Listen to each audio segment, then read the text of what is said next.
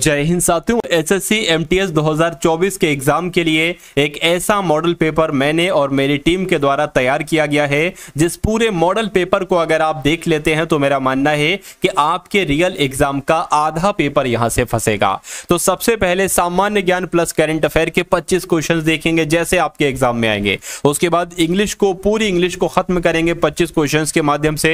उसके अलावा रीजनिंग के टॉप लेवल के क्वेश्चन और मैथ के टॉप लेवल के क्वेश्चन देखेंगे। यानी कि जैसा आपका इस बार पेपर आने वाला है, ठीक साथियों उसी प्रकार के क्वेश्चंस आज की इस वीडियो में साथियों हम लोग देखेंगे। तो आप अगर इस रण क्षेत्र में कूद पड़े हैं तो इस रण क्षेत्र को जीत कर दिखाइए। पहला सवाल आपकी स्क्रीन पर है, बताइए इसका सही जवाब क्या होगा। यहां पर आपसे साथियों पूछा यह जा रहा है कि भारत के प्रधानमंत्री किसके प्रधान होते हैं, यानी कि भारत का प्रधानमंत्री जो होता है ये किसका प्रधान होता है। तो देखिए, केंद्रीय सरकार का प्रधान होता है, राज्य सरकार का, दोनों का मैं कहूंगा साथियों केंद्र लेवल पर होता है, यानी कि सेंट्रल लेवल पर प्रधानमंत्री होते हैं। ठीक है ना। तो आंसर आपका जो जाएगा वो ऑप्शन नंबर ए के साथ जाएगा। अगला सवाल है कि सर्वोच्चतम न्यायालय या उच्चतम न्यायालय के मुख्य न्यायाधीश की सेवानिवृत्ति की आयु कितनी होती है। तो ये कब रिटायर हो जाते हैं साथियों, 65 वर्ष की उम्र में रिटायर हो जाते हैं। सही जवाब आपका जाएगा ऑप्शन नंबर सी के साथ। नेक्स्ट नंबर का सवाल है कि विनय पत्रिका के रचयिता कौन है, बताइए। तो तुलसीदास की अगर बात करें तो तुलसीदास ही कौन है, विनय पत्रिका के रचयिता है। राइट आंसर आपका ए हो जाता है।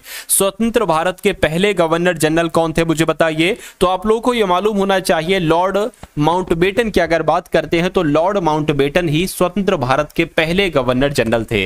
नेक्स्ट नंबर का सवाल है कि विजयनगर साम्राज्य की स्थापना किसके द्वारा की गई थी, बताइए। तो विजयनगर साम्राज्य की स्थापना किसके द्वारा की गई थी, हरिहर और बुक्का के द्वारा ही विजयनगर साम्राज्य की स्थापना की गई थी, जिनका आंसर यहां पर है ऑप्शन नंबर सी के साथ। मैं कहूंगा बिल्कुल करेक्ट है। अगला सवाल देखिए, लाइट ऑफ एशिया या कह सकते हैं एशिया की रोशनी किसे कहा जाता है। ये क्वेश्चन बहुत इंपॉर्टेंट है आपके एग्जाम के लिए। तो यहां पर अगर बात करें साथियों, आपको भी ध्यान रखना है, गौतम बुद्ध की अगर हम बात करते हैं, किसकी, गौतम बुद्ध की अगर बात करते हैं, गौतम बुद्ध को ही साथियों द लाइट ऑफ एशिया कहा जाता है, या एशिया का ज्योति पुंज भी कह सकते हैं और एशिया की रोशनी भी कह सकते हैं। नेक्स्ट नंबर का सवाल है साथियों, देखिए और बताइए कि मनुस्मृति की रचना किसने की थी। तो मनुस्मृति की रचना साथियों किसके द्वारा की गई थी, फटाफट देखिए और मुझे बताइए कि आपका राइट आंसर यहां पर किस ऑप्शन के साथ जाएगा, बताइए। तो अगर बात करते हैं साथियों मनु के द्वारा की गई थी, तो मैं कहूंगा बिल्कुल मनु के द्वारा ही की गई थी साथियों मनुस्मृति की रचना। चलिए उसके बाद देखिए अगला सवाल है कि दो महाकाव्य, एक रघुवंशम और दूसरा कुमार संभवम, ये किसके द्वारा साथियों किसकी कृतियां हैं।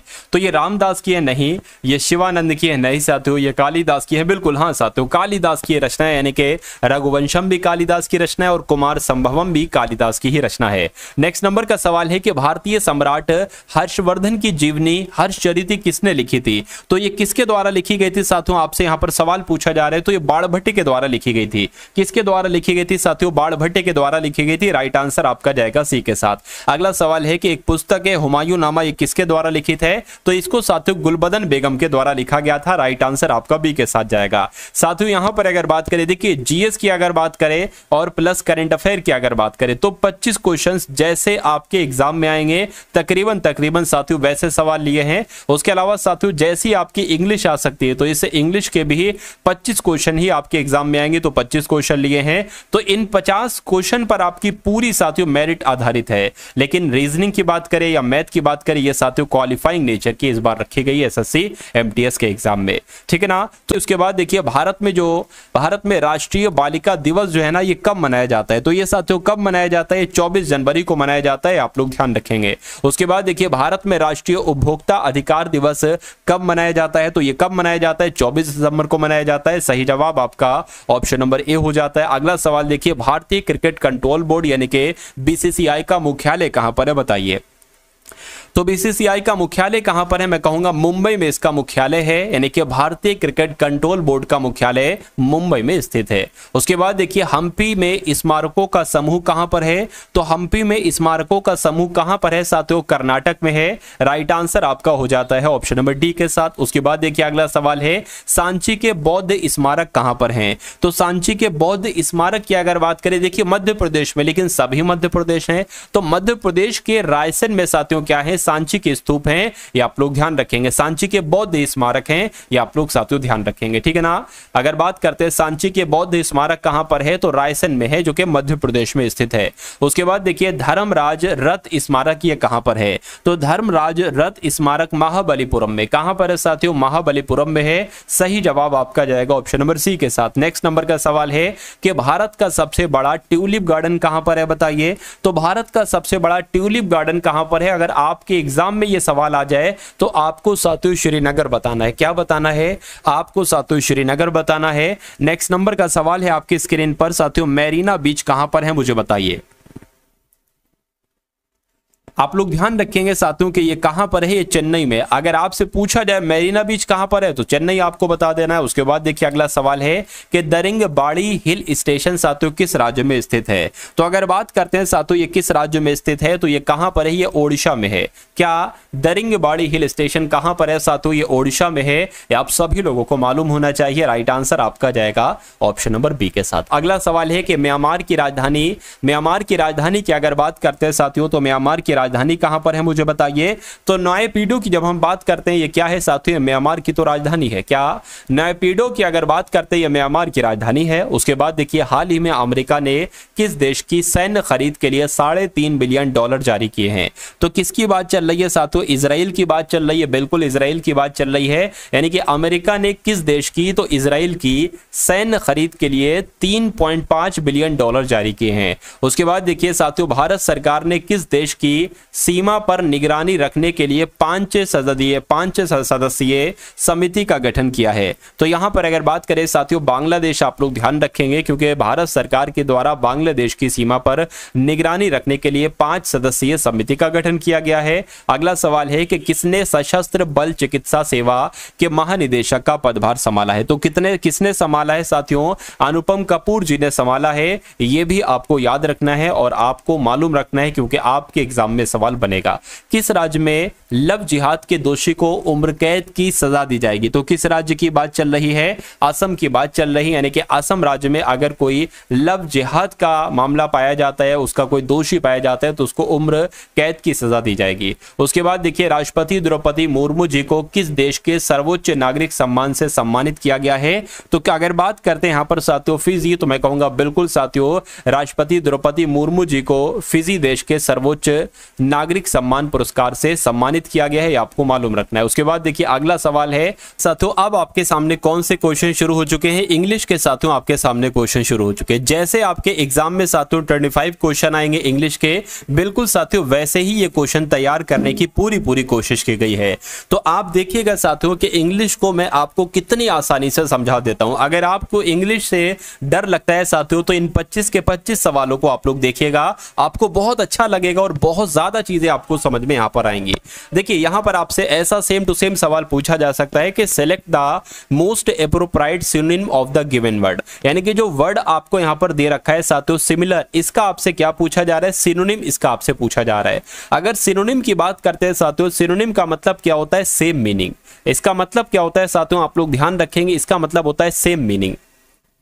तो सिमिलर का सेम मीनिंग क्या होगा आपसे पूछा जा रहा है। सिमिलर का मतलब क्या होता है साथियों, सबसे पहले हमें जानना जरूरी है। तो समान इसको हम लोग कह सकते हैं। अच्छा एलियन की बात करें, एलियन का मतलब क्या होता है, तो एलियन का मतलब होता है अजनबी भी हम लोग कह सकते हैं, ठीक है ना, अजनबी भी कह सकते हैं और कहीं ना कहीं विदेशी भी कह सकते हैं एलियन को। एलाइक की अगर बात करते हैं, एलाइक का मतलब होता है समान, एलाइक का मतलब होता है समान। इक्वल की बात करें तो इक्वल का मतलब क्या होता है, बराबर होता है। और सेवरल की बात करें तो साथियों कई सारे, या कह सकते हैं सभी लोग, या अनेक भी हम लोग इसको कह सकते हैं। तो आप अब मुझे बताइए कि सिमिलर का इसमें से सिनोनिम क्या होगा। मैं कहूंगा समान, सिमिलर का मतलब भी समान होता है और एलाइक का मतलब भी समान होता है, इसलिए इसका आपका सिनोनिम जाएगा ऑप्शन नंबर बी के साथ। नेक्स्ट नंबर का सवाल है select the incorrectly spelled word, यानी कि एक की स्पेलिंग गलत है। अब कौन से वर्ड की स्पेलिंग साथियों गलत है, ये आपसे यहां पर पूछा जा रहा है। देखिए ये लिखा हुआ है क्राइटेरिया, क्राइटेरिया की स्पेलिंग बिल्कुल सही है। सॉलिटरी की अगर बात करते हैं साथियों, इसकी भी स्पेलिंग बिल्कुल सही है। यहां पर लेजिबल लिखा हुआ है साथियों, ये ऐसे नहीं लिखा होना चाहिए, लेजिबल होता है। अगर सही वर्ड की बात करें तो क्या होता है साथियों, आपका लेजिबल होता है। और लेजिबल का मतलब क्या होता है, लेजिबल का मतलब होता है साथियों पढ़ने योग्य, यानी कि अगर कोई चीज पढ़ी जा सकती है तो उसको पढ़ने योग्य कहा जाएगा और उसको लेजिबल कहते हैं। तो लेजिबल वर्ड होता है, लेजिबल साथियों वर्ड नहीं होता है। उसके अलावा इंडिविजुअल की भी स्पेलिंग सही लिखी हुई है। तो किस वर्ड की स्पेलिंग गलत थी, ऑप्शन नंबर सी वाले की गलत थी। सही कैसे लिखाई जाती है वो भी मैंने आपको बता दी। अब उसके बाद देखिए नेक्स्ट नंबर का सवाल है, आपसे पूछा जा रहा है select the most appropriate option to the fill in the blank. देखिए आपको बताने कि यहां पर कौन सा वर्ड आएगा।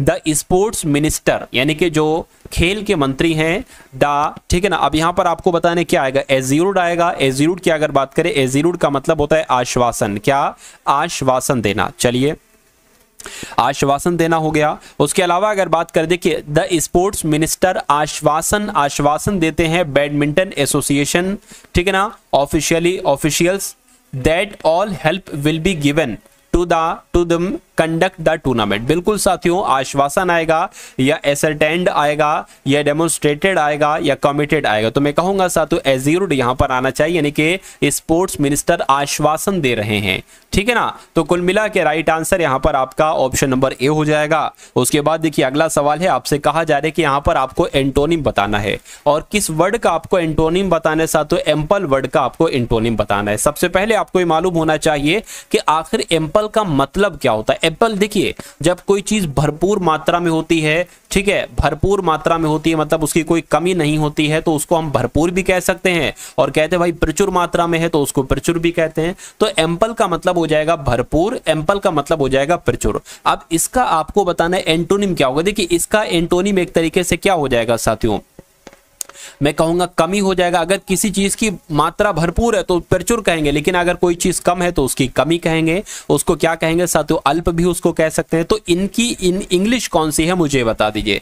स्पेयर की अगर बात करें, स्पेयर का मतलब होता है अतिरिक्त, तो इसका एंटोनिम नहीं होगा। इनफ का मतलब होता है काफी, ये इसका एंटोनिम नहीं होगा। इनफ का मतलब होता है काफी, ये भी नहीं होगा। अगर स्कार्स की बात करते हैं साथियों, स्कार्स का मतलब क्या होता है साथियों, अल्प होता है या कम होता है। तो मैं कहूंगा एम्पल का एंटोनिम क्या हो जाएगा, स्कार्स हो जाएगा। और यही आपका बिल्कुल करेक्ट आंसर हो जाएगा। साथियों मुझे पूरा यकीन है और आपको भी होना चाहिए कि सवाल जो इंग्लिश के होंगे ना वो आपके ऐसे ही पूछे जाएंगे, इससे बाहर आपका पेपर नहीं आएगा, ठीक है। मैं आपको जो पढ़ा रहा हूं साथियों बिल्कुल बहुत अच्छे तरीके से आप लोग अपना हर एक नस को, दिमाग की हर एक नस को खोलकर उतना पढ़ लीजिए। मेरा मानना है साथियों एग्जाम में आप बहुत आराम से झंडे गाड़कर आ जाओगे, ठीक है ना। और एमटीएस की जो लास्ट कट ऑफ होगी साथियों, फाइनल आपका रिजल्ट होगा, उसमें आपका रोल नंबर जरूर होगा। तो आप अगर चैनल पर साथियों नए हैं तो चैनल को आप लोग सब्सक्राइब भी कर दीजिए, बेल आइकन पर भी क्लिक कर दीजिए। क्यों साथियों, क्योंकि एग्जाम तक तो मैं आपको दे ही रहा हूं,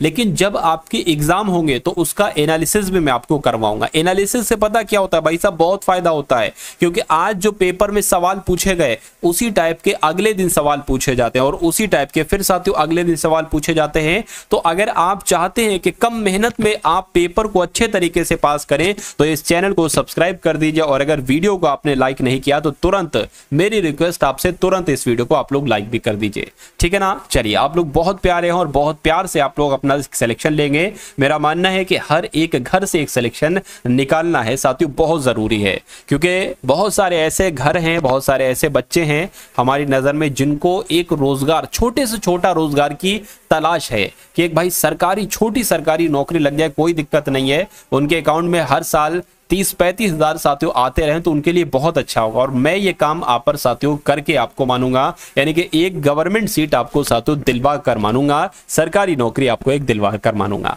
चलिए तो to pull a fast one on someone, अब यहां पर साथियों अगर बात करें, अब इसका मतलब क्या हो जाएगा, to pull a fast one on someone. अब देखिए ये एक ईडियम है, ईडियम का मतलब होता है साथियों मुहावरा।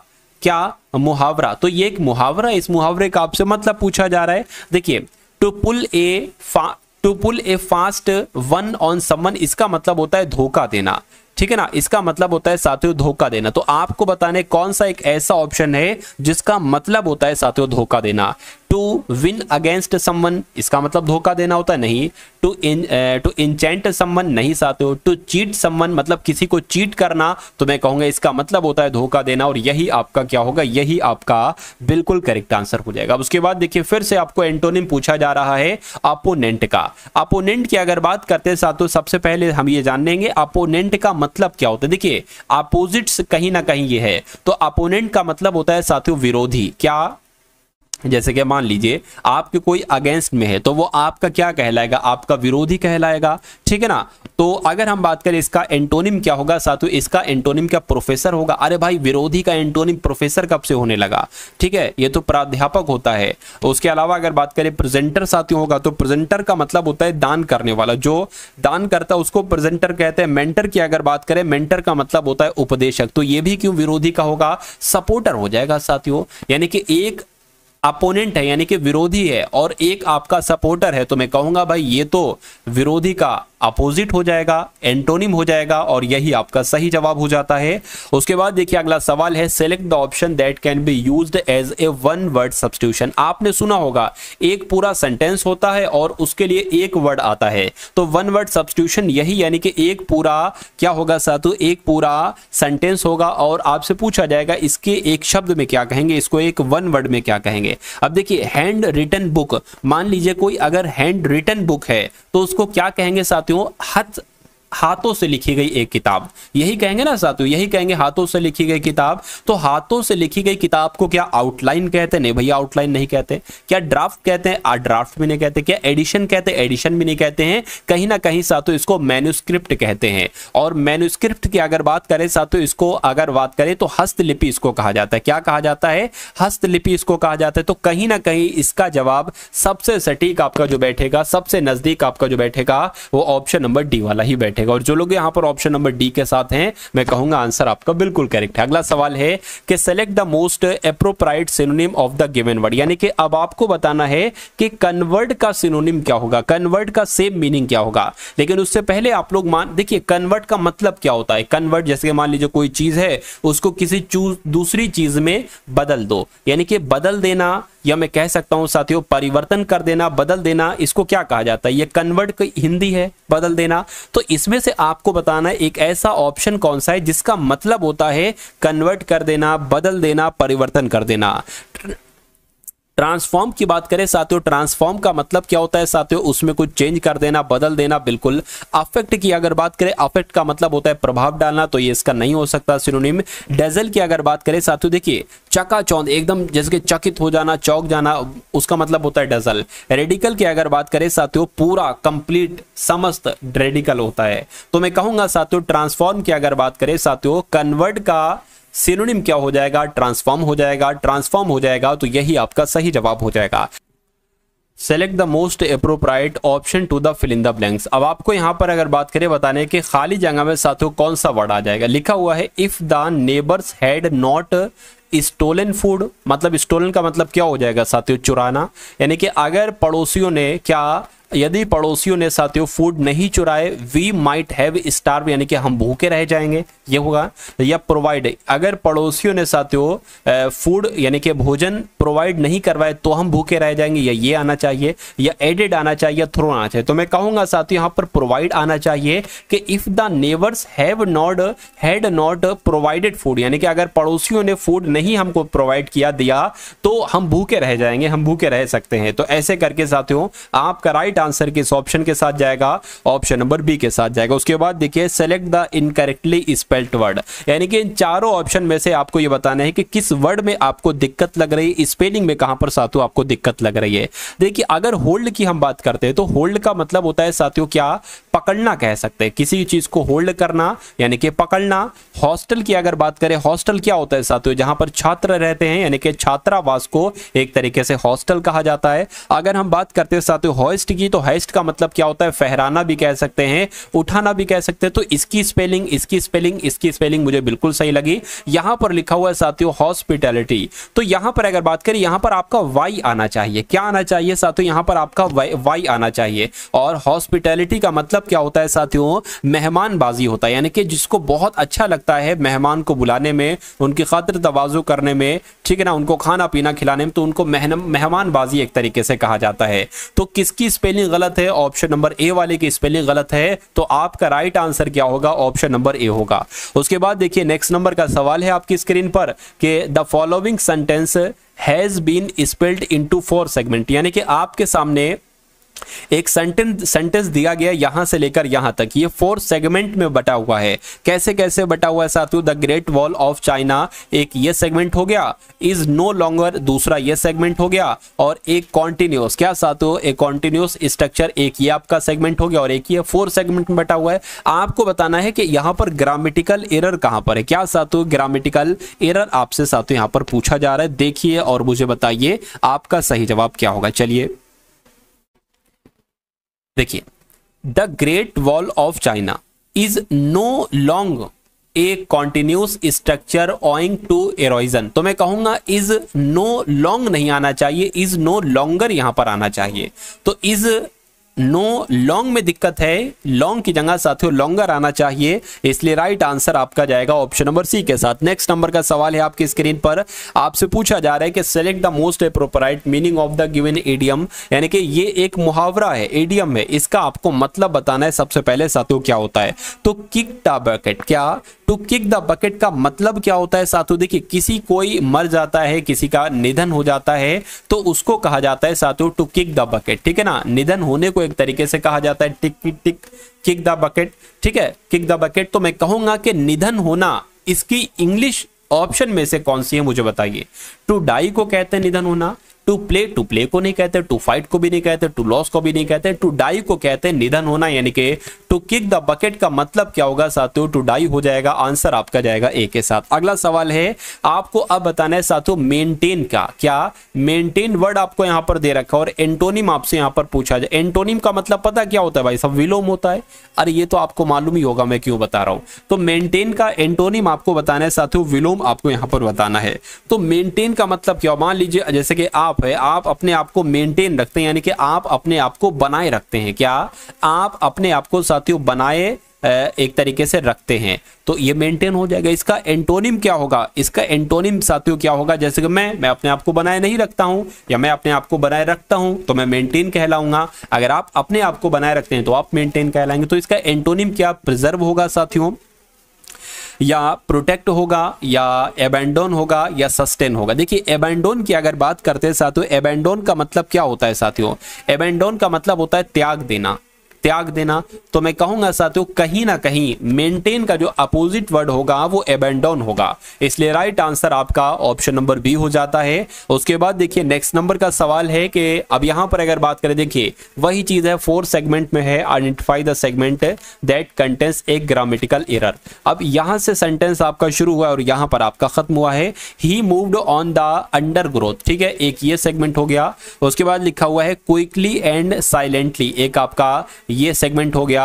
उसके अलावा हाइडिंग हिमसेल्फ एक ये सेगमेंट हो गया, फ्रॉम द एनिमी एक ये सेगमेंट हो गया। आपको बताने साथियों यहां पर दिक्कत कहां पर है मुझे बताइए। चलिए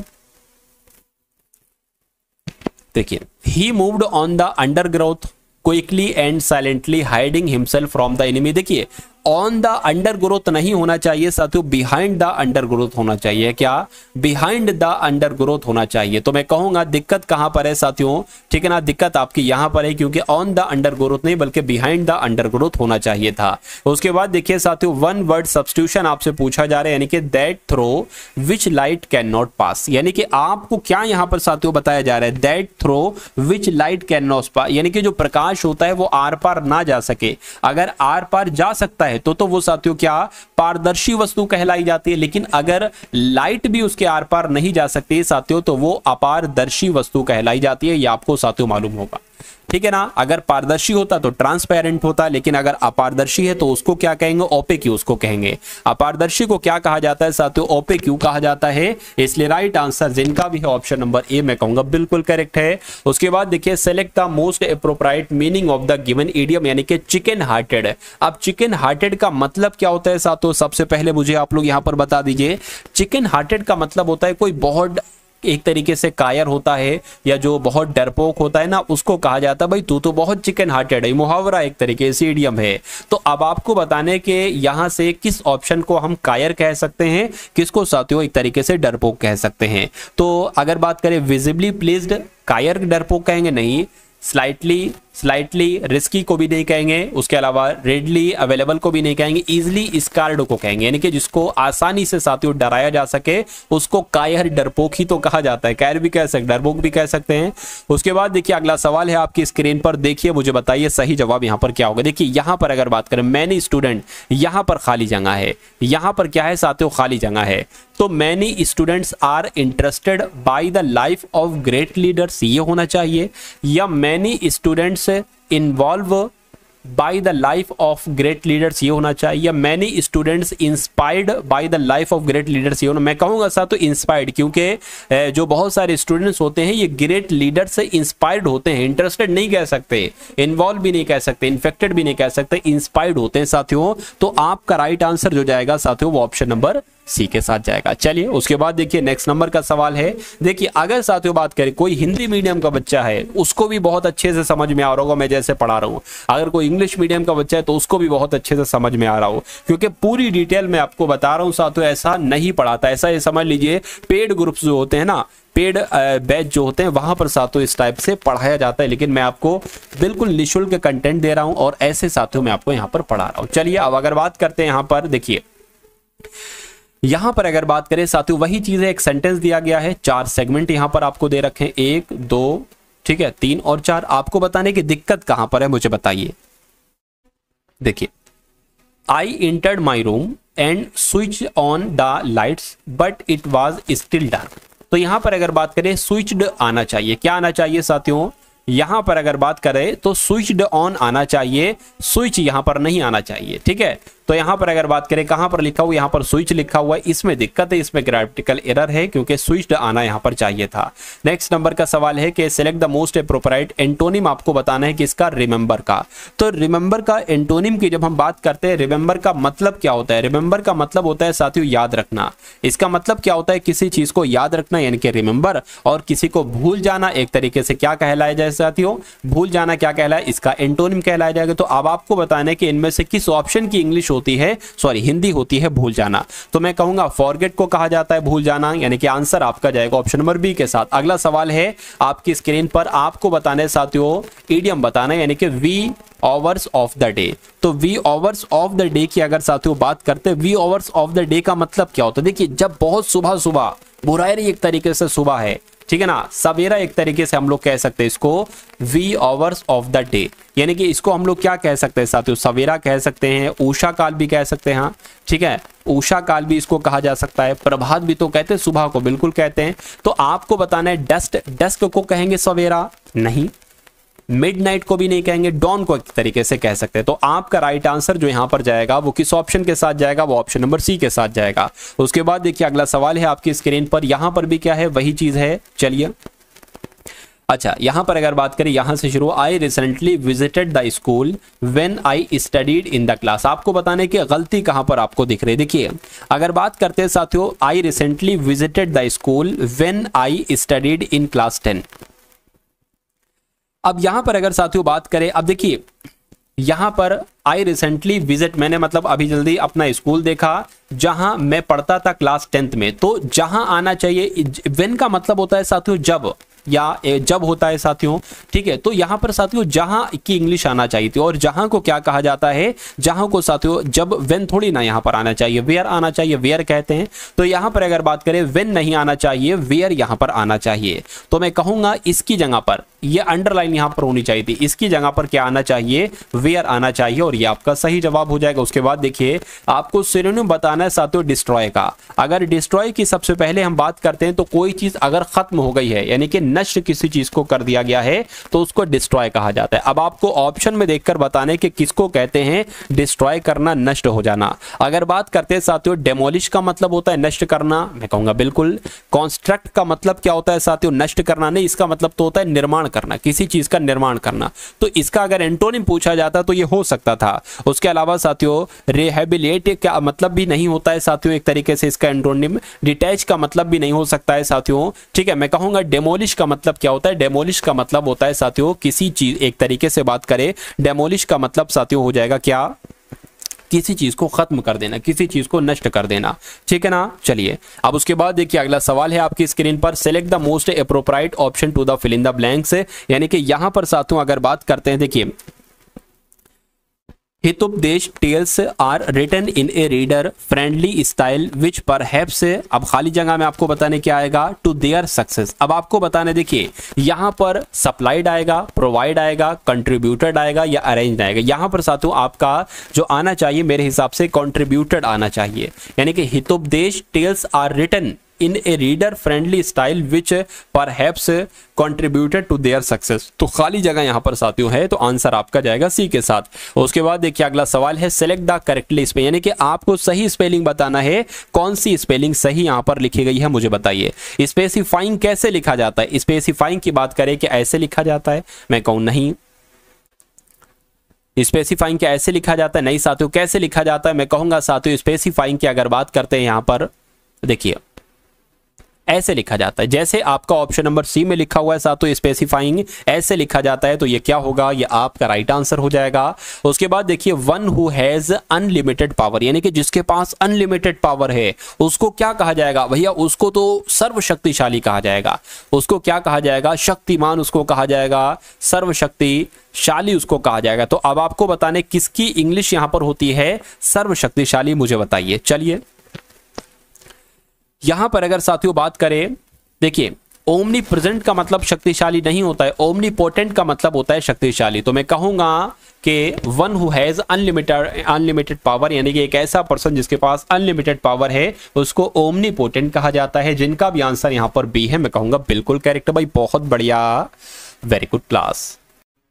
यहां पर अगर बात करें साथियों, अब आपके सामने रीजनिंग के क्वेश्चन आएंगे पूरे साथियों। रीजनिंग के कितने क्वेश्चंस आपके सामने आएंगे, पूरे साथियों 20 क्वेश्चन आएंगे और उसके बाद हम लोग साथियों मैथ के इंपॉर्टेंट क्वेश्चंस देखेंगे, ठीक है ना। तो पहला रीजनिंग का क्वेश्चन आपके स्क्रीन पर है। देखिए अगर ऐसे क्वेश्चंस आते हैं हूबहू यही 20 सवाल आ जाते हैं तो आप कितने क्वेश्चन बिल्कुल सही कर पाते हैं। तो पहला सवाल है साथियों, आपको यहां पर कहा गया है कि प्लस का अर्थ माइनस है, तो यहां पर हम लिख लेते हैं साथियों, क्या प्लस जहां पर होगा वहां पर माइनस लिखना है, और जहां पर माइनस होगा वहां पर क्या लिखना है, वहां पर गुणा लिखना है, और जहां पर गुणा होगा वहां पर भाग लिखना है, और जहां पर भाग होगा वहां पर साथियों प्लस लिखना है, ठीक है। अब यहां पर अगर बात करें साथियों क्या क्या संख्याएं, देखिए 41 है, 18 है, 7 है, 322 है, उसके अलावा साथियों 23 है। अब यहां पर भाग है, भाग की जगह पर हमें क्या लिखना है, प्लस लिखना है तो हम प्लस लिख देंगे। माइनस की जगह पर क्या लिखना है, गुणा लिखना है तो गुणा लिख दिया। प्लस की जगह पर साथियों माइनस है, माइनस हो गया, और गुणा की जगह पर क्या है, भाग हो गया। तो अब आपको मालूम होना चाहिए कि सबसे पहले साथियों आपका भाग सॉल्व होता है। तो 23 की भाग अगर 322 से करें तो क्या कट पाएगा, देखिए 23 से कम 23 हो जाएगा, ठीक है।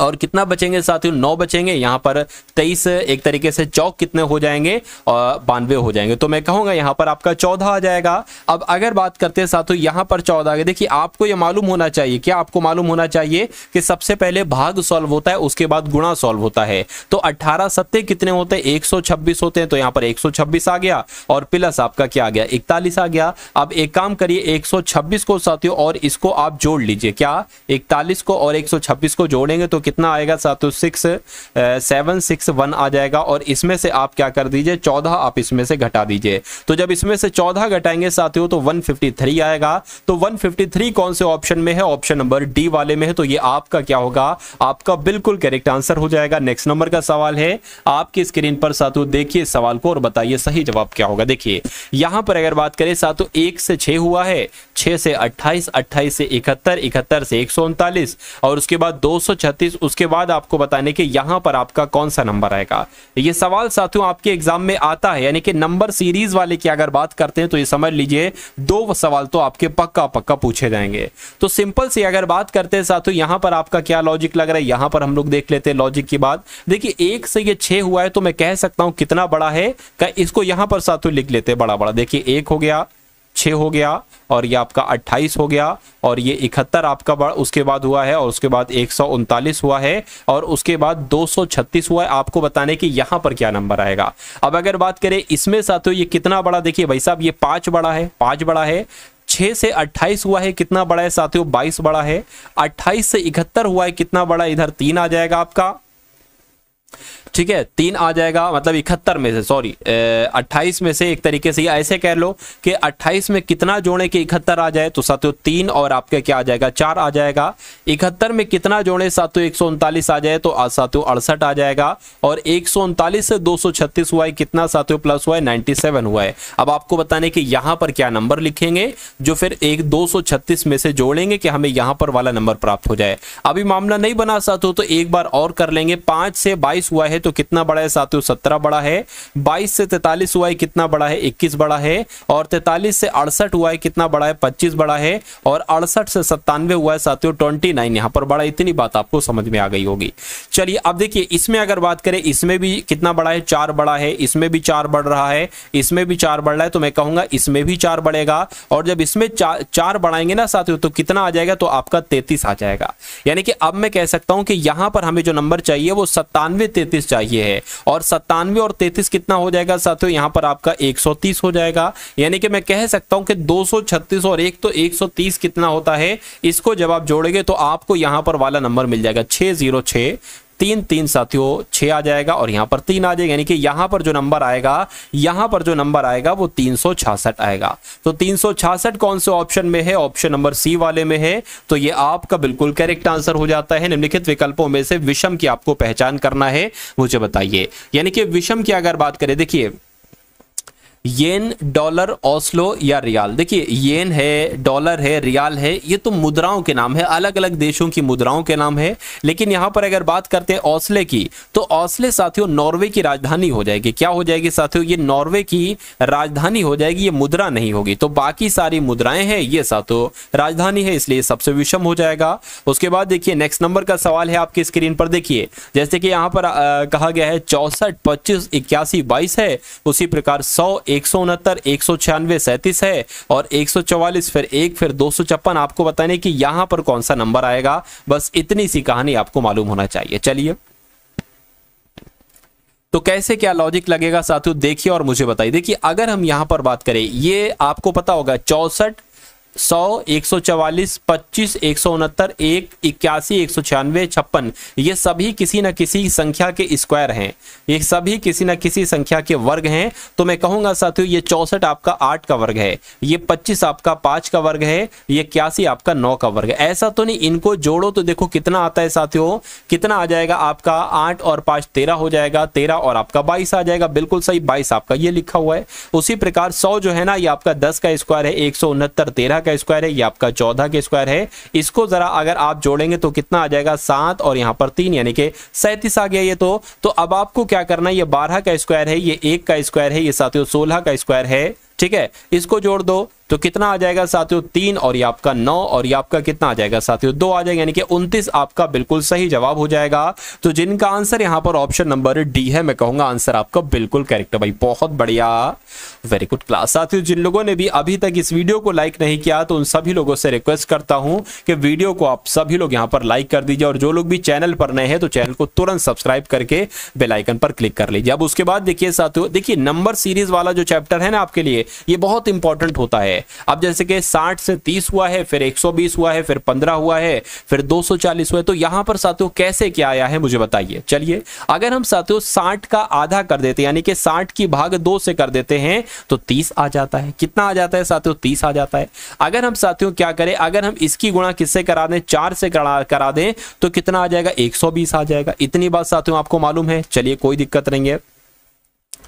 अब अगर साथियों बात करिए, एक काम करें, इसमें एक और कोई लॉजिक लग सकता है साथियों क्या, देखिए इसमें अगर साथियों ऐसे हम लोग करने की कोशिश करें, कैसे हम लोग करने की कोशिश करें, अगर ऐसे इस सवाल को करें कि भाई 30 का एक तरीके से 60 का दुगना हो गया ये 120 और 120 का दुगना हो गया 240। उसी प्रकार साथियों 30 का आधा हो गया 15 और 15 का आधा क्या होता है 7.5 होता है। तो 7.5 कैसे लिखा जाता है, ऐसे लिखा जाता है। तो ये कहां पर लिखा हुआ है साथियों, ये तो आपका हो सकता हो ये ऐसे 712 नहीं हो, ये साथियों ऐसे लिखा होता है। कभी कभी टाइप करते ना तो वो 712 करके आ जाता है। तो कोई बात नहीं साथियों, राइट आंसर आपका 7 सही 1/2 आ जाएगा यहां पर। ठीक है, उसके बाद देखिए अगला सवाल है आपकी स्क्रीन पर कि PUNCTUAL को 4781975 लिखा जाता है। तो आपको बताना है LUNA को क्या लिखा जाएगा। ऐसा तो नहीं साथियों LUNA का कोड हमको यहीं पर मिल रहा हो, L का कोड यहां पर 5 है तो क्या L की जगह पर 5 आ जाएगा। U का कोड क्या है, U का कोड साथियों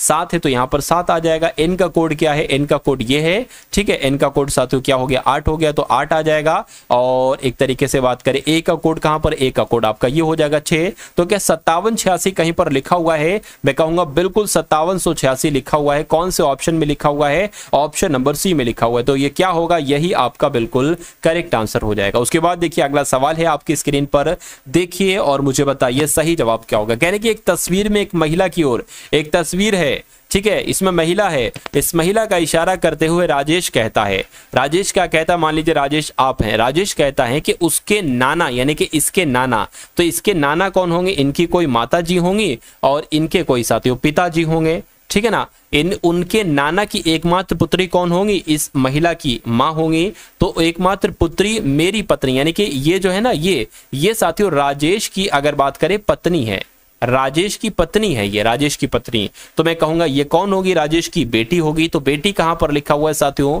अच्छा पूछा क्या गया, देखिए राजेश उस महिला से किस प्रकार संबंधित है, यानी कि ये महिला क्या कहेंगी साथियों, तो पिता कहेंगी। ठीक है ना, पिता कहेंगी। जहां पर से आता है ना और से पहले जो वर्ड लिखा होता है आपको देखना है कि ये वर्ड क्या कहेगा इसको।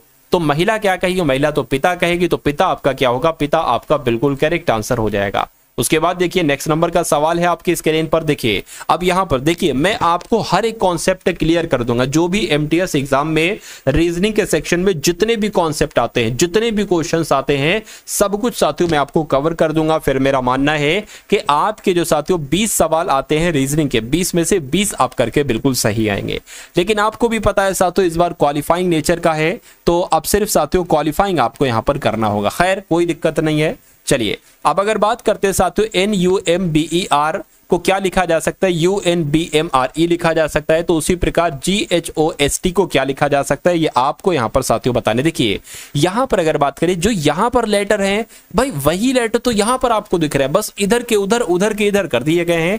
कैसे कर दिए गए हैं मुझे लग रहा है साथियों, देखिए मान लीजिए ये वर्ड में यहां पर लिख लूं UNBM, उसके बाद साथियों R, उसके बाद E। ठीक है, अगर मैंने साथियों ये वर्ड क्या किए, ये वर्ड मैंने अगर साथियों मान लीजिए यहां पर लिख लिए, तो अब अगर साथियों बात करते हैं उसके बाद देखिए ये N यहां पर आ गया, ये U यहां पर आ गया, ये M यहां पर आ गया, ये B यहां पर आ गया, ये E यहां पर आ गया, ये R यहां पर आ गया। तो अब यहां पर भी यही करना होगा साथियों, क्या H यहां पर आ जाएगा और G आपका यहां पर आ जाएगा। ठीक है ना, इतनी बात आपको समझ में आ गई। चलिए कोई दिक्कत नहीं, S आपका यहां पर आ जाएगा और O आपका यहां पर है और T जहां पर है वो T वहीं पर रहेगा। तो ऐसा कहां पर लिखा हुआ है कि HGSOT कहां पर लिखा हो, मैं कहूंगा ऑप्शन नंबर A में लिखा हुआ है। तो ये क्या होगा, ये आपका बिल्कुल करेक्ट आंसर हो जाता भाई। बहुत बढ़िया, वेरी गुड क्लास। अगला सवाल है आपकी स्क्रीन पर, ऐसा भी कॉन्सेप्ट आपके सामने आएगा कि BVU के बाद ZXQ आता है, उसके बाद XZM आता है, फिर VBI आता है, उसके बाद TDE आता है, उसके बाद आपको बताना है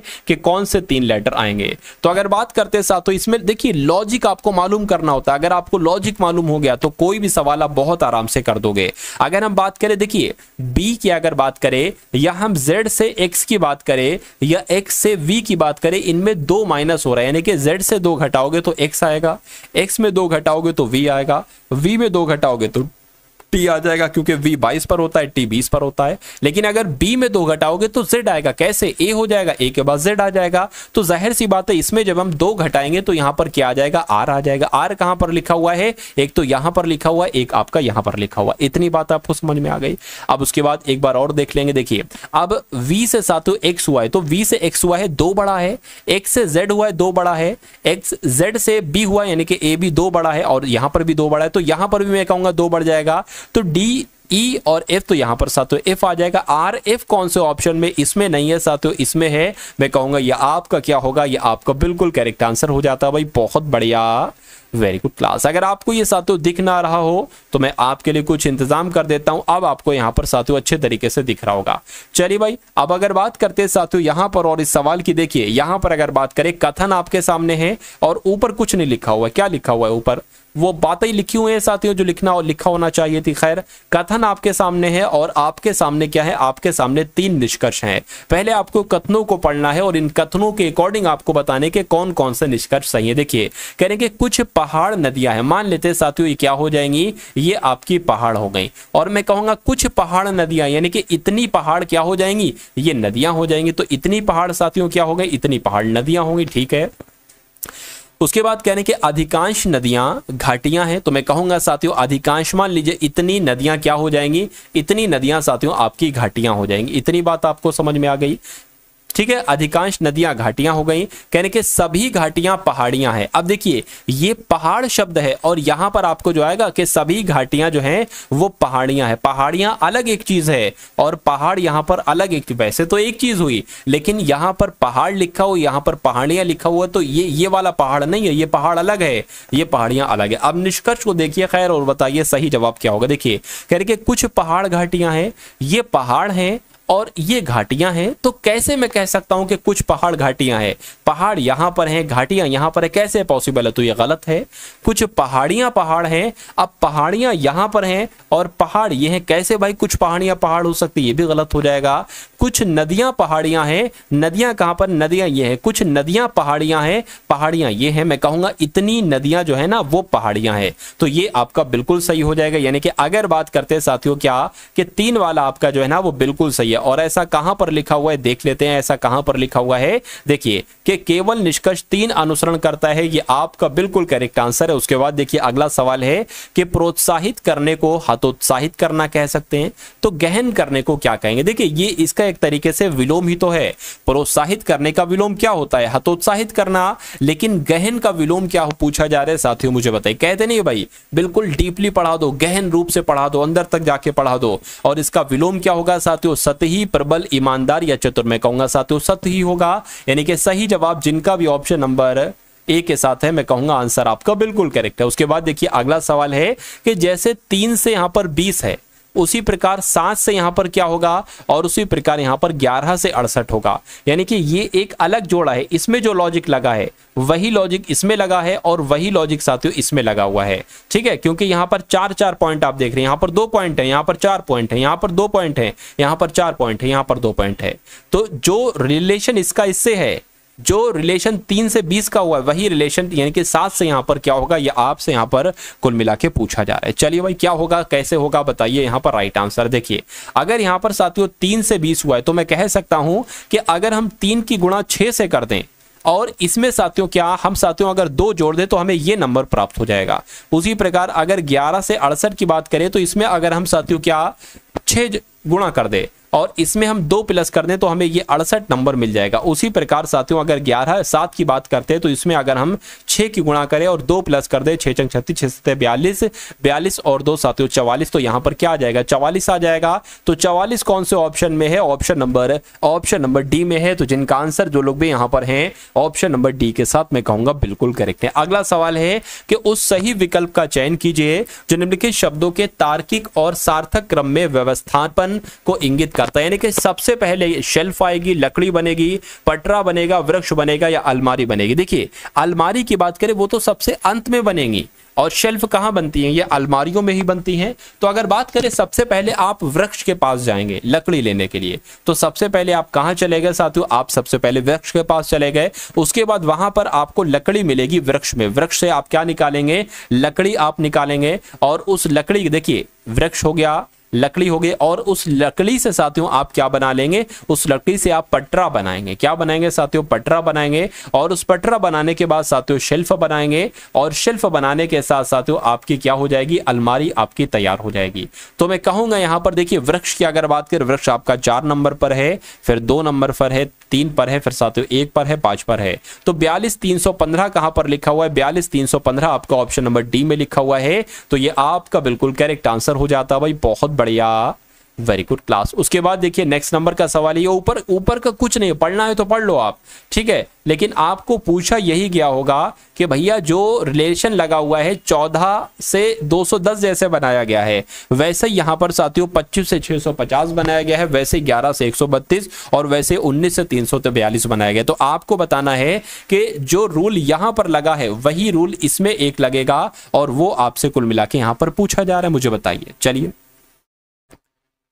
चलिए साथियों फटाफट यहां पर अगर बात करें तो कैसे क्या बनेगा आप लोग यहां पर मुझे बता दीजिए। देखिए अगर हम बात करते हैं, ये 14 है, 14 से 210 कैसे बने? देखिए 14 का अगर स्क्वायर की बात करें तो 196 होता है, और ये 196 से कितना है साथियों? 210 यानी कि कितना बढ़ाया गया है? तो तकरीबन 14 प्लस किया गया है। अब 25 की अगर बात करें, देखिए 25 का स्क्वायर कितना होता है साथियों? 625 होता है, और ये कितना है? ये 650 है। यानी कि अगर बात करें साथियों यहां पर हम 25 बढ़ाते हैं तो ये क्या आ जाता है? 625 हो जाता है। 1 सेकंड, 650 हो जाएगा। अब देखिए मतलब जो नंबर है, जो ये नंबर है उसी का स्क्वायर करना है और वही संख्या जोड़ देना है। जो नंबर है उसी का स्क्वायर करना है और वही संख्या जोड़ देना है, तो मैं इससे ये नंबर प्राप्त हो जाएगा। 11 का स्क्वायर 121, 121 में 11 जोड़ेंगे 132 हो जाएगा। उसी प्रकार 19 की अगर बात करते हैं, 19 का स्क्वायर 361, 361 में 19 जोड़ेंगे 342 हो जाएगा। तो अब आपको बताने है कि ऐसा लॉजिक साथियों कहां पर लिखा हुआ है, देखिए और मुझे बताइए सही जवाब आपका यहां पर क्या होगा। देखिए अगर बात करें साथियों यहां पर तो सेम टू सेम वही है भाई साहब,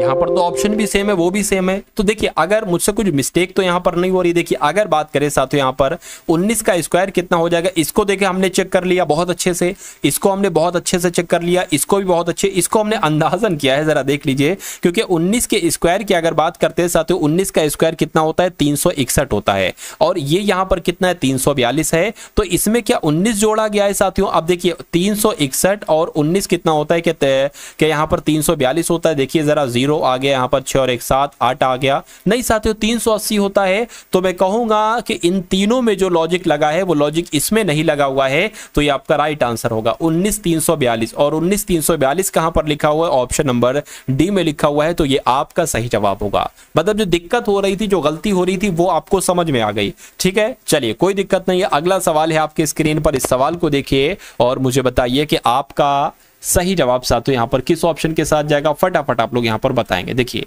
कि एक निश्चित कोड भाषा में CLIP यानी कि क्लिप को क्या लिखा जाता है? 3749 लिखा जाता है। उसी प्रकार PICK को क्या लिखा जाता है? 4673 लिखा जाता है। तो आपको बताना है साथियों कि K के लिए यहां पर क्या ऑप्शन रहेगा, मुझे बताइए। देखिए यहां पर अगर बात करें CLIP, इसके लिए किसका इस्तेमाल किया गया? 3749 का इस्तेमाल किया गया है। उसी प्रकार PICK के लिए किसका इस्तेमाल किया गया? 4673 का इस्तेमाल किया गया। और आपसे कहा जा रहा है कि K के लिए क्या होगा। देखिए K यहां पर है, यहां पर नहीं है K यहां पर है। तो K का कोड हो सकता हो 4 भी हो सकता हो 3 भी हो सकता हो 7 भी हो, और हो सकता हो साथियों 3 भी हो, 7 भी, 6 भी, 4 भी, कुछ भी हो सकता है कोड। ठीक है, अब देखिए यहां पर C है और यहां पर C है, यहां पर L है, यहां पर L नहीं है। L नहीं है ना, बिल्कुल नहीं है। यहां पर I है, यहां पर I है।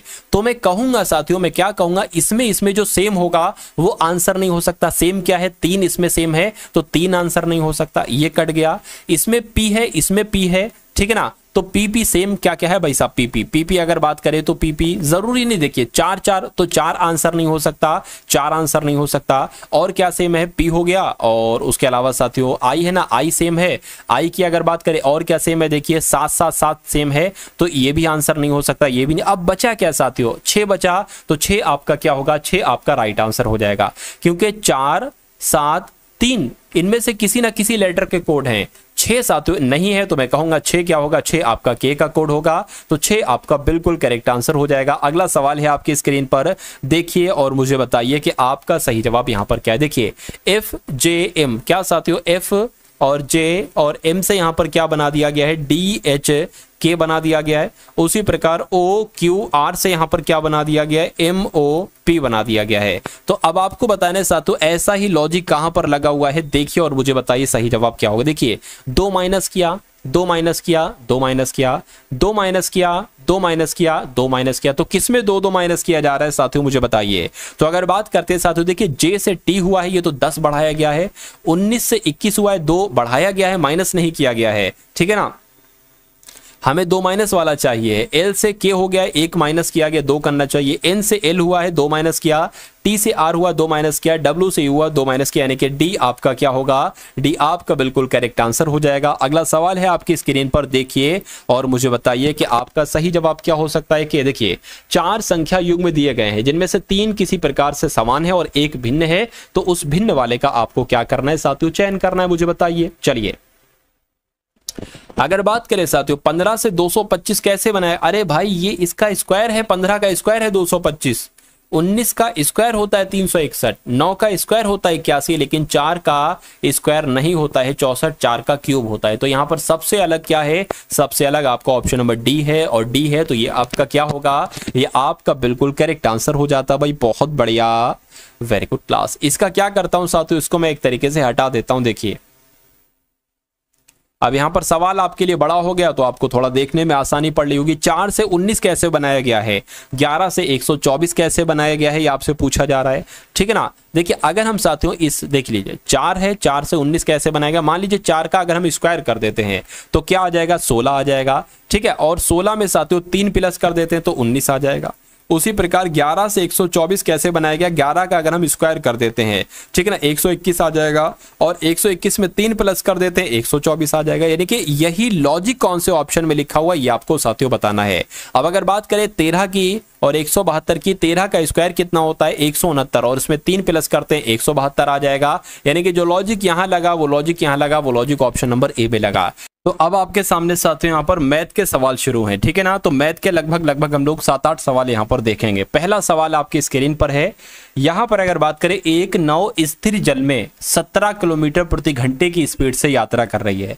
यदि धारा की गति 2 किलोमीटर प्रति घंटा हो तो नाव को धारा के अनुकूल, यानी कि नाव को धारा के साथ अगर 95 किलोमीटर जाना हो तो उसमें कितना समय लगेगा। सबसे पहले इसका बेसिक जान के देखिए, मान लीजिए ये क्या है, ये नदी है। नदी का जो ऊपर का पानी होता है ना साथियों, वो पानी है। कभी कभी आपने 2 तरीके की नदियां देखी होंगी। कभी कभी ऐसी नदी होती है जिनका पानी बिल्कुल ठहरा होता है, लेकिन कभी कभी साथियों ऐसी नदियां होती है जिनका पानी जो होता है वो बहाव से साथियों किसी तरफ जा रहा होता है, इस तरफ जाएगा या इस तरफ जाएगा, कुछ भी हो सकता है। अब यहां पर कहा यह गया है कि अगर स्थिर जल में अगर नाव चलती, यानी कि ऐसे जल में नाव चलती है तो 17 किलोमीटर प्रति घंटा, यानी कि 1 घंटे में 17 किलोमीटर चलती है, यह कहा गया है। और धारा की गति अगर 2 किलोमीटर प्रति घंटा हो, यानी कि 2 किलोमीटर प्रति घंटा धारा की गति हो, ठीक है ना। तो नाव को अगर मैं आपसे पूछूं कि अगर शांत जल में नाव चलती 17 किलोमीटर प्रति घंटा, लेकिन अगर धारा की गति बढ़ा दी जाए तो मैं कहूंगा साथियों 17 किलोमीटर के हिसाब से तो वो पहले से चल रहा था, लेकिन धारा की गति के साथ अगर वो चल रहा है तो वो साथियों 17 + 2 तो मैं कहूंगा 19 किलोमीटर प्रति घंटा उसकी चाल हो जाएगी। बिल्कुल बेसिक सी बात है, ठीक है। अब चलिए, तो चाल आपको पता चल गई, चाल आपकी कितनी हो गई साथियों, 19 किलोमीटर प्रति घंटा हो गई। तो कह रहे हैं कि यदि धारा की गति 2 किलोमीटर प्रति घंटा हो, ठीक है, तो कह रहे हैं कि नाव को धारा के अनुकूल, यानी कि अगर नाव धारा के साथ में चले तो वो 95 किलोमीटर दूरी कितने समय में तय करी। तो समय आपसे पूछा जा रहा है, आपको भी पता है समय बराबर होता है दूरी बटे चाल। दूरी कितनी बताई गई यहाँ पर 95 किलोमीटर कहने के अगर चले और चाल उसकी 19 किलोमीटर प्रति घंटा हो जाए तो उसका समय कितना लगेगा, 19 से कम 19, 19 पंजे कितना हो जाएगा 95, यानी कि समय साथियों कितना लगेगा, मैं कहूंगा 5 घंटे समय लगेगा। तो 5 घंटे कहां पर लिखा हुआ है, ऑप्शन नंबर डी में लिखा हुआ है। उसके बाद देखिए अगला सवाल है कि यदि दो संख्याएं एक तीसरी संख्या की 12% और 48% हैं, तब पहली संख्या दूसरी संख्या का कितना प्रतिशत होगा। ये सवाल आपसे पूछा जाएगा। देखिए यानी कि कोई तीसरी संख्या है, मान लेते हैं साथियों कि वो तीसरी संख्या क्या है, मान क्या लेते हैं साथियों, मान लेते हैं कि वो तीसरी संख्या क्या है, मान लेते हैं साथियों तीसरी संख्या वो 100 है, तभी तो हम निकाल पाएंगे। दो संख्याएं हैं, एक संख्या ये एक संख्या ये,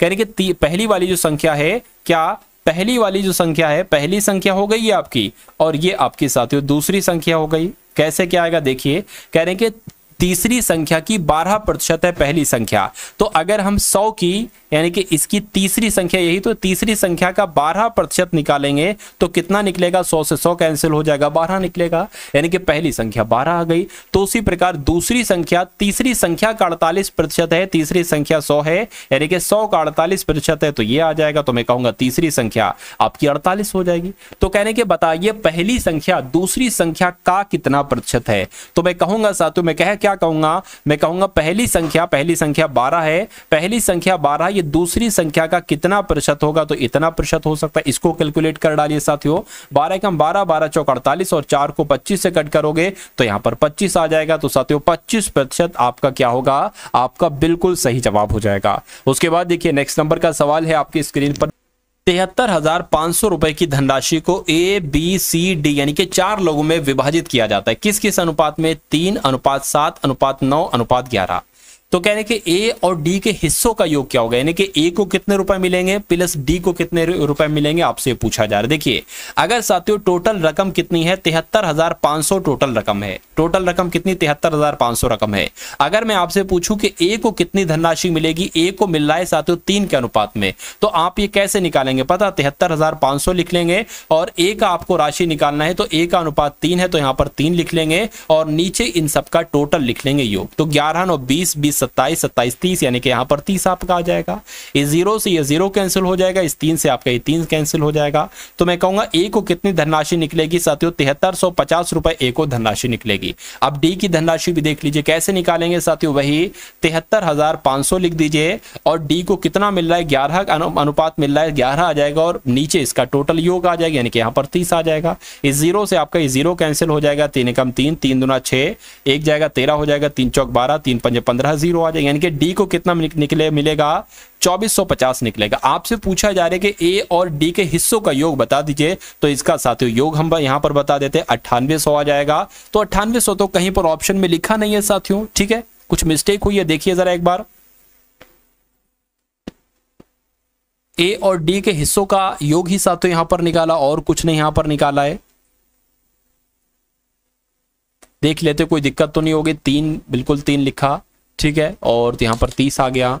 गलती क्या हो साथियों, इसको तो गुणा ही नहीं किया, किसको गुणा नहीं किया, 2450 की गुणा भी तो हमें करना है, 2450 की गुणा 3 में साथियों गुणा करना है, चलिए 11 में गुणा करना है, तो 2450 और साथियों यहाँ पर 2450 आ जाएगी, इसकी गुणा हो गई 0 यहाँ, क्योंकि यहाँ पर गुणा कट आ जाएगा, 5 यहाँ पर आ जाएगा, यहाँ पर 9 आ जाएगा, यहाँ पर साथियों 6, यहाँ पर 2 आ जाएगा।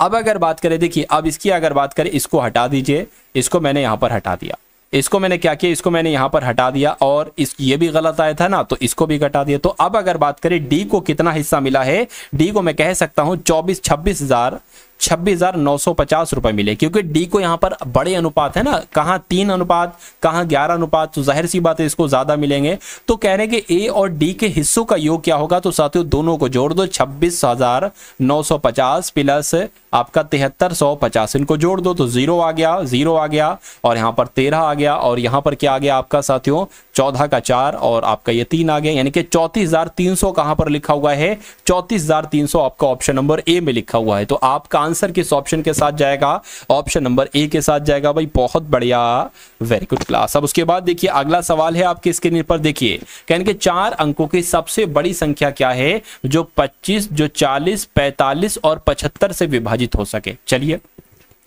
अब देखिए इसको अगर हम ऑप्शन से करें तो ऑप्शन से अगर हम करेंगे तो थोड़ी सी समझदारी बरतेंगे इसमें, ठीक है। मान लीजिए साथियों वो संख्या ये है, क्या वो संख्या ये है, हम देखते हैं। अगर मान लेते देखिए 45 है, ये संख्या 45 से कटना चाहिए, यानी कि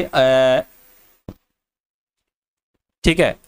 अगर हम इसको 5 से 5 नीम 45 हो जाएगा, और यहाँ पर क्या हो जाएगा 5 एकम 5 4 जाएगा, 5 नीम 45 हो जाएगा, और यहाँ पर 4 जाएगा, 5 अट्ठे 40 0 आ जाए। क्या ये 9 से कट होगी साथियों? देखिए जरा 9 9 दूना 18, बिल्कुल साथियों कट हो गई, ये तो कट हो गई। चलिए कोई दिक्कत नहीं। क्या 40 से कट हो जाएगी? 40 से भी कट हो जाएगी। क्या 75 से भी साथियों ये कट हो जाएगी? देखिए जरा 75 से अगर बात करें, 75 से तो अगर बात करें यहाँ पर 5 एकम 5 हो जाएगा, और 5 पंजे 25 हो जाएगा, 5 एकम 5 हो गया। यहाँ पर कुल मिला के क्या आ जाएगा 1980 आ जाएगा, 1980, ठीक है। ये वाला 3 से अगर कट करें 3 पंजे 15 हो जाएगा, 3 पंजे 15, 3 छंग 18 हो जाएगा, और 3 छंग 18 हो जाएगी। ये आ गई। ये साथियों 5 से भी कट हो जाएगी। तो एक काम करो साथियों, एक दूसरा तरीका जो है ना वही आप अपना लो, ठीक है, क्योंकि इसमें आपको क्या करना पड़ेगा, इसमें फिर आपको बहुत ज्यादा मेहनत करना पड़ सकती है। तो दूसरा तरीका क्या है उसको अपना लो। देखिए 25 40, क्या साथियों 25 40 45 और 75 का सबसे पहले एलसीएम आप यहां पर निकाल लो। एलसीएम कैसे निकालोगे? देखिए 2 से कट करेंगे, 25 नहीं कट होगा तो 25 लिख लीजिए, 40 कट होगा 20 आएगा, 45 कट नहीं होगा ऐसे लिख देंगे, ये यहां पर आ जाएगा। फिर से 2 से कट करो, 25 आ जाएगा, 10 आ जाएगा, 45 आ जाएगा, और 75 आ जाएगा। फिर से 2 से कट करें, 25 आ गया, 5 यहाँ पर आ गया, 45 आ गया, 75 का 75 आ जाएगा। अब 3 से कट करेंगे तो 25 नहीं कटेगा, 5 नहीं कटेगा, 3 एकम 3, 3 पंजे 15, 3 दूना 6, 3 पंजे 15। अब देखिए 3 से कुछ कट होगा, बिल्कुल होगा, 25 आ गया, 5 आ गया, 3 पंजे 15, और 25 यहाँ पर आ गया। अब 5 से कट होगा, 5 पंजे 25, 5 एकम 5, 5 एकम 5, 5 पंजे 25। अब 5 से यहाँ पर कट हो गया, जब 5 एकम 5, 5 एकम 5। अब इनकी गुणा करा लीजिए। देखिए 5 पंजे 25, 25 3 73 हो, 25 75 हो जाएगा, 75 और 3 दूना 6, 6 दूना 12, 12 दूना 24, यानी कि 75 गुणा 24 आपका कितना हो जाएगा? तो अगर बात करें 150 और 150 साथियों 300 आपका ये हो गया, और यहाँ पर 150 आ जाएगा। तो 0 और 0 और 8 यानी कि 1800 कुल मिला के यहाँ पर आपका हो गया। तो इतनी बात आपको समझ में आ गई। अब इसको मैं क्या करता हूँ, इसको साथियों मैं आपके लिए हटा देता हूँ। चलिए ठीक है, अब इसको मैंने क्या किया, अब साथियों इसको मैंने यहाँ पर हटा दिया। तो इतनी बात आप समझ गए कि अगर साथियों क्या, अगर आपसे ऐसे सवाल पूछा जाएगा कि 4 अंकों की सबसे बड़ी संख्या क्या होगी, वो ऑप्शन में से ही कोई ना कोई 4 अंकों की बड़ी संख्या होगी वो पूछी जा रही है, कहने कि जो 25 40 45 75 से विभाजित हो जाए, यानी कि पूरी पूरी कट जाए। तो आपको सबसे पहले क्या करना है साथियों, जो मैंने आपको बताया कि इन सभी संख्याओं का एलसीएम ज्ञात कर लेंगे। तो एलसीएम साथियों कितना निकला है आपके सामने, 1800 एलसीएम निकला है, ठीक है ना। ये एक महत्वपूर्ण चीज है। अब आपको क्या करना है, अब आपको करना है साथियों एक ऐसा नंबर लेना है जो 4 अंकों की संख्या सबसे बड़ी है। अब 4 अंकों की नॉर्मली जो सबसे बड़ी संख्या होती है वो 9999 होती है, क्योंकि इसमें अगर 1 प्लस करोगे तो ये 5 अंकों की संख्या बन जाएगी, ठीक है ना। चलिए क्योंकि 10,000 ये बन जाएगी। अब देखिए अब यहां पर आप रखेंगे 1800, ये वाला एलसीएम आप इसको कर देंगे। देखिए अगर हम 1800 का पहाड़ा पढ़े साथियों, 9999 कट जाए तो मैं कहूंगा 18 पंजे होते हैं 9000। 18 अगर बात करते हैं साथियों, 1800 की गुणा 5 से अगर हम करेंगे, यानी कि 18 की गुणा 5 से करेंगे तो 90 आ जाएगा, और ये 2 जीरो साथी यहां पर लग जाए, यानी कि 1800 पंजे 9000 होते हैं। तो कितना बचा, 999 बचा। तो अब पता क्या करेंगे, अब साथियों अगर हम 1800 की गुणा 5 से कर दें तो हमें 4 अंकों की वो सबसे बड़ी संख्या मिल जाएगी जो 25 से 40 से 45 से 75 से विभाजित हो। तो आपको क्या करना है साथियों, आपको कुछ नहीं करना है, आपको सिर्फ 1800 की गुणा 5 से कर देना। 18 पंजे 90 होता है, 2 जीरो लगाए तो 2 जीरो आ जाएगा। तो मैं कह सकता हूं सबसे बड़ी 4 अंकों की संख्या 9000 होगी, जो 25 40 45 75 से पूरी तरीके से विभाजित हो जाएगी। उसके बाद देखिए नेक्स्ट नंबर का सवाल है आपकी स्क्रीन पर, देखिए साथियों कि PQR इन तीनों का औसत वजन जो है ना वो कितना बताया गया, वो 58 किलोग्राम बताया गया। कह रहे कि यदि P और Q का औसत वजन कितना है, 54 किलोग्राम है। तो कह रहे कि Q और R का औसत वजन 48 किलोग्राम है। तो कह रहे कि Q का मुझे वजन बताइए। चलिए अच्छा कॉन्सेप्ट है, अच्छा क्वेश्चन है। अब अगर यहां पर बात करते हैं साथियों, देखिए P plus Q plus R, ये 3 लिखे ना PQR, तो इन तीनों का, ये कितने लोग हैं, 3 है तो नीचे 3 आ जाएगा। इन तीनों का औसत वजन कितना बताया गया है, 58 बताया गया है।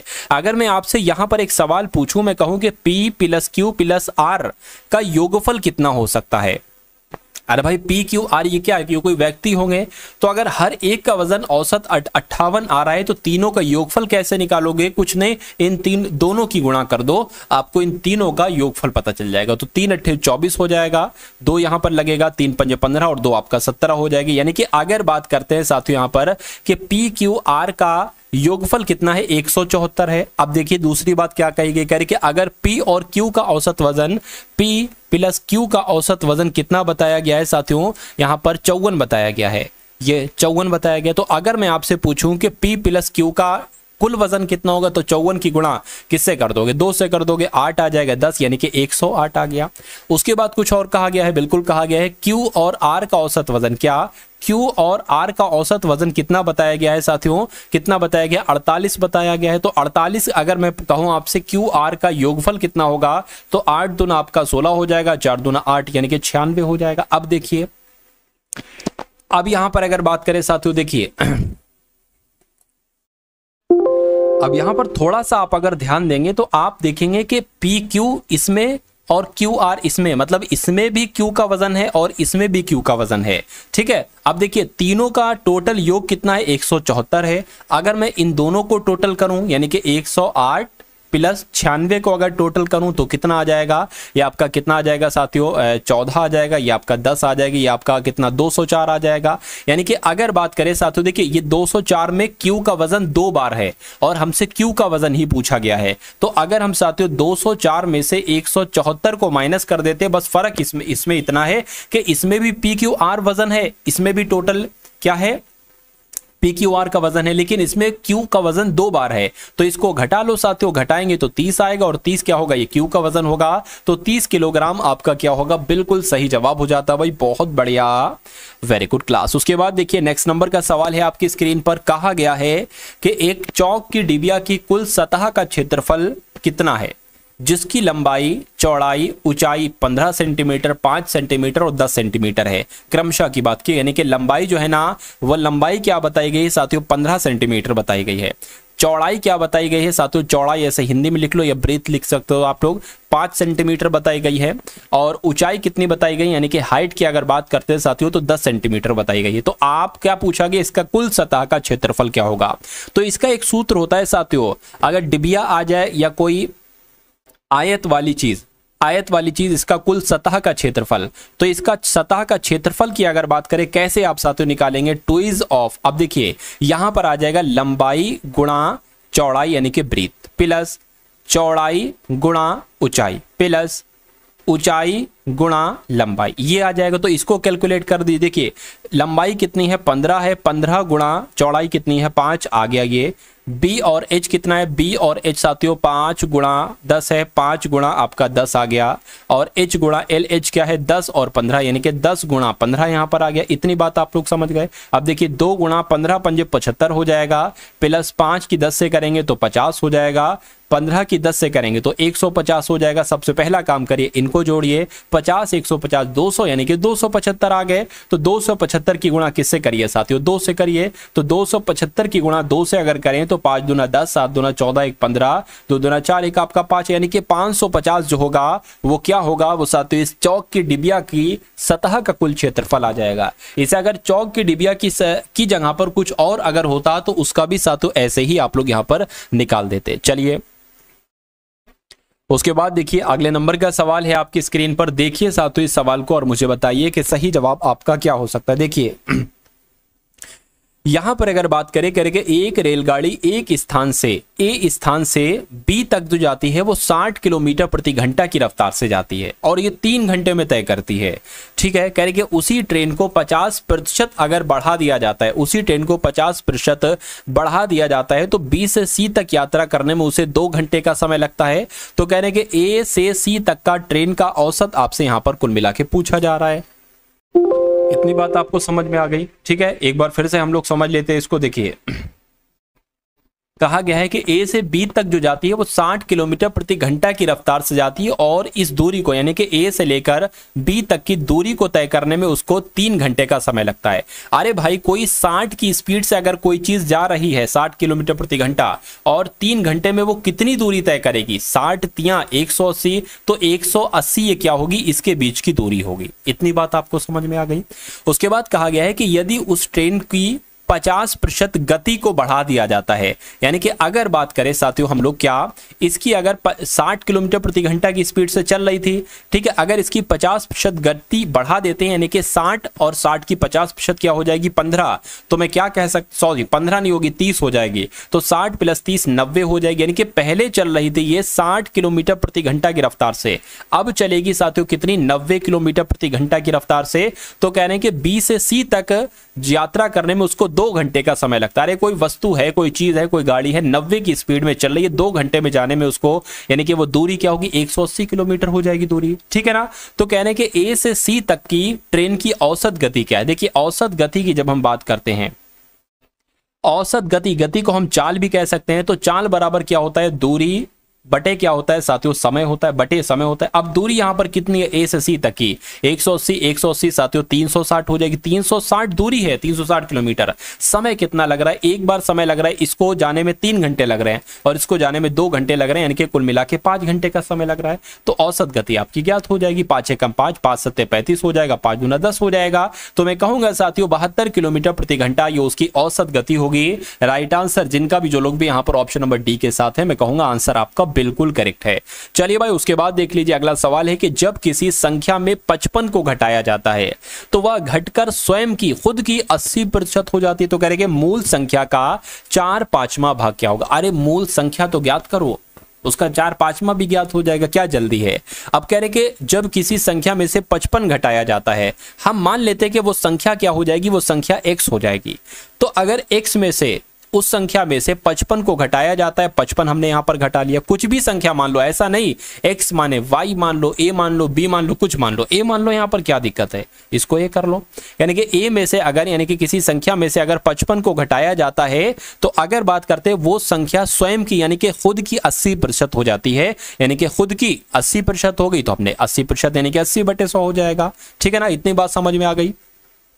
अब यहां पर से a का मान निकल जाएगा बहुत आसानी से, और a क्या होगा? a साथियों वो मूल संख्या होगी आपकी।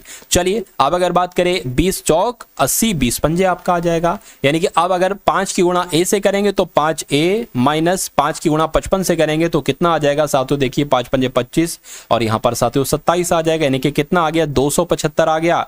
बराबर अगर बात करें ये आपका 4a आ गया। अब 5a ये है, 4a ये है, यानी कि 5a में से अगर 4a को घटा देते हैं तो 275 यहां पर आपका आ जाता है। तो 5a में से 4a जाएगा, कितना बचेगा साथियों? a बचेगा, यानी कि a का मान कितना आ गया है? 275 आ गया है।